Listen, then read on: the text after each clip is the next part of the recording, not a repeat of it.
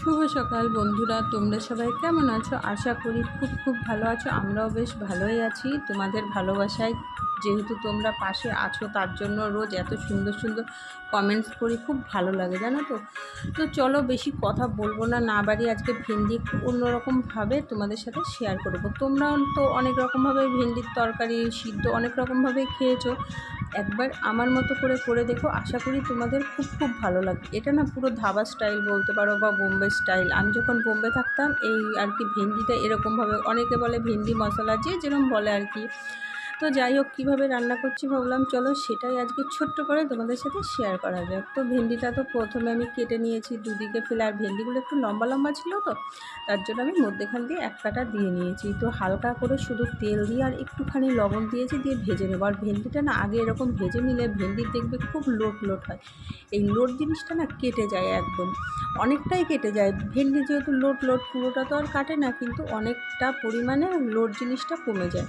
তো তারপরে ভেন্ডি তো ওখানে হালকা করে আমি ভাজতে বসিয়ে দিয়েছি। আর এখানে একটু বেশি পরিমাণ নিয়ে নিয়েছি পেঁয়াজ, আর একটু নিয়ে নিয়েছি রসুন। রসুন বলতে এই একটা ছোট গোটা একটা রসুন রয়েছে, ছুলে নিয়েছি।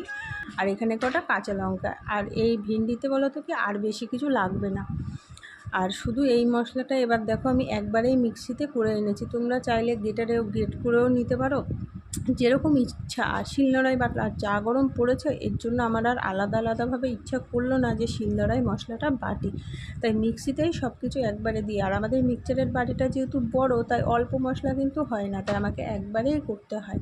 তো দেখো অনেকটাই লাল লাল করে ভেজে নিয়েছি পেঁয়াজটা, আর এখানে মশলাটা তারপরে আমি দিয়ে দিলাম। মশলাটা একটু এবার ভালো করে কষিয়ে দিয়ে দিয়েছি হলুদ আর ধনিয়া গুঁড়িটা দিয়েছি, সেটা তোমাদের সাথে শেয়ার করা হয়নি। তোমরা চাইলে দিতেও পারো, আবার না চাইলে নাও দিতে পারো, কিন্তু জিরে আদা এর মধ্যে কিন্তু কোনো কিছুই লাগবে না। তো আর তোমরা কালারের জন্য একটু কাশ্মীরি লঙ্কার গুঁড়িও দিতে পারো, আবার শুকনো লঙ্কা, কিন্তু আমরা ওইসব বেশি খাই না, ব্যবহার করি না দেখে আমি কালারের জন্য দিলাম না, যেহেতু ঘরেই খাবো। আর অত সুন্দর করতে গেলে বলো তো তো যাই হোক, তাও কালারটা কিন্তু দারুণই হয়েছিল, খেতেও কিন্তু ভালো লেগেছিলো। আর আমরা কিন্তু সবসময় বলি, আর যত রেসিপি দেখাই কিন্তু তোমাদেরকে, আমি কিন্তু কাঁচা লঙ্কার তরকারিটাই খাই। আর কাঁচা লঙ্কা হলে তো বেশ ভালোই হয়, কিন্তু লাল যখন থাকে না তখন আর কিছু করার নেই। তো হালকা করে ভেন্ডিটা দিয়ে আবার একটুখানি কষিয়ে নাড়াচাড়া করে এবার অল্প পরিমাণে জল দিয়ে দিলাম। যেহেতু ভেন্ডিটা আগে আমি ভেজে রেখেছি, তাই আর এখানে আর বেশি জল দিলাম না।